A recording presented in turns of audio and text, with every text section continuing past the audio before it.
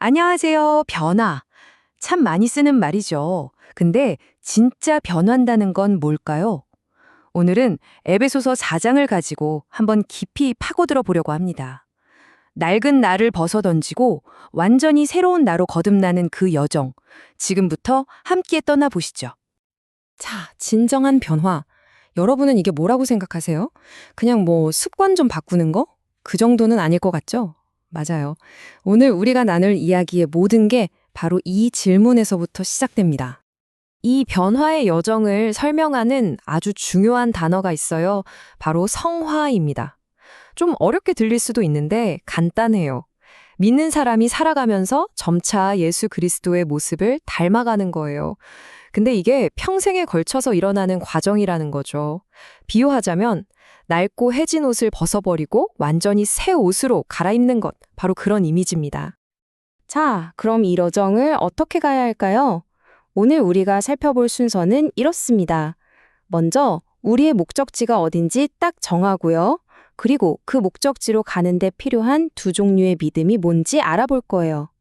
그 다음엔 뭘 버리고 뭘 새로 입어야 하는지, 마지막으로 이 여정이 왜 단거지 달리기가 아니라 평생에 걸친 마라톤인지까지 차근차근 짚어보겠습니다. 그렇죠. 모든 여행은 목적지를 정하는 것부터 시작이잖아요. 영적인 변화도 똑같습니다. 그럼 이 길고 긴 변화의 여정, 그 끝에 있는 최종 목적지는 과연 뭘까요? 궁극적인 목표는요, 바로 우리 한 사람 한 사람이 작은 예수가 되는 거라고 합니다. 이게 그냥 착하게 살자 이런 수준이 아니에요. 내 생각, 내 말, 내 행동 하나하나가 내가 속한 가정 또 공동체 전체에 선한 영향력을 끼치는 그런 존재가 되는 걸 말하는 거죠. 그래서 이런 말이 나오는 겁니다. 우리 삶의 목표는 예수 그리스도를 닮는 것. 그러니까 내 개인의 변화가 나 하나로 끝나는 게 아니라는 거예요. 훨씬 더 큰 그림. 그러니까 공동체 전체를 향한 계획의 한 부분이라는 걸 아주 분명하게 보여주는 거죠. 자, 그럼 이 엄청난 목표를 향해서 뭘 가지고 출발해야 할까요? 네, 바로 믿음입니다. 근데요, 여기서 재미있는 건 성경이 말하는 믿음이 한 종류가 아니라는 거예요. 변화를 위해서는 두 가지 믿음이 필요한데 이 둘의 차이를 아는 게 정말 중요합니다. 첫 번째는 구원적 믿음이에요. 이건 구원의 출발선에 서게 해주는 믿음이죠.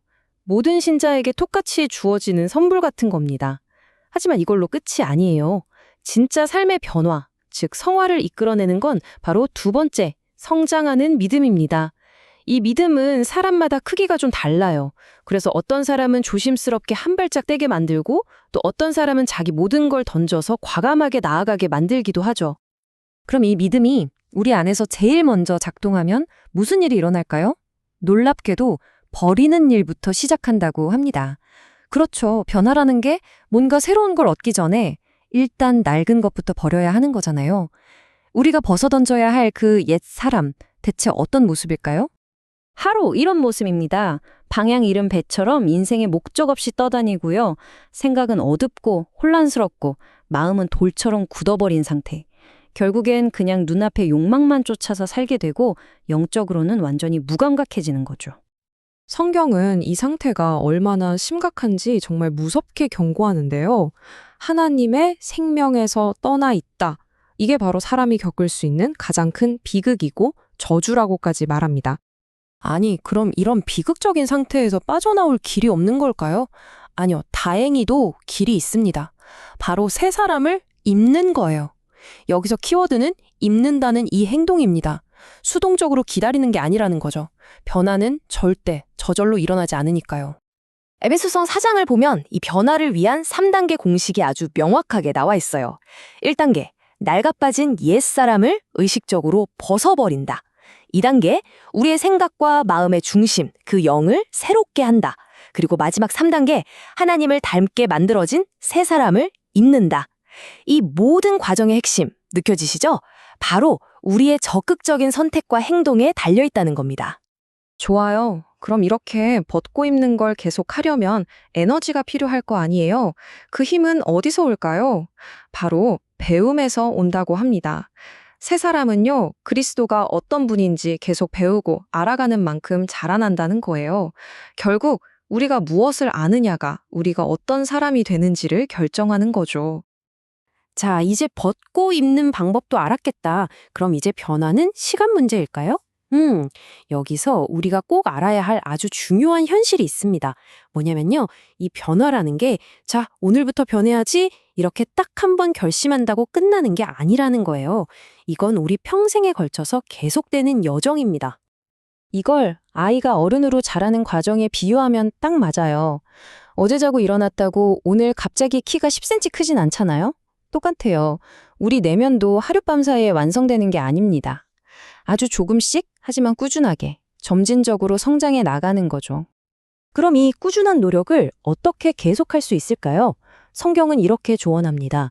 두렵고 떨림으로 너희 구원을 이루라. 여기서 구원을 이룬다는 게 바로 이 성화, 즉 변화의 과정을 멈추지 말고 계속해서 완성해 나가라는 아주 강력한 메시지인 거예요. 근데 두렵고 떨린다니까 뭔가 막 공포에 벌벌 떨라는 말처럼 들리잖아요. 그런 뜻은 아니고요. 혹시라도 내가 옛날 습관으로 다시 돌아가 버리면 어떡하지? 이 성장의 길에서 미끄러지면 어떡하지? 하면서 스스로를 계속 살피는 그런 아주 신중하고 조심스러운 태도를 말하는 겁니다. 한마디로 영적으로 항상 깨어 있으라는 거죠.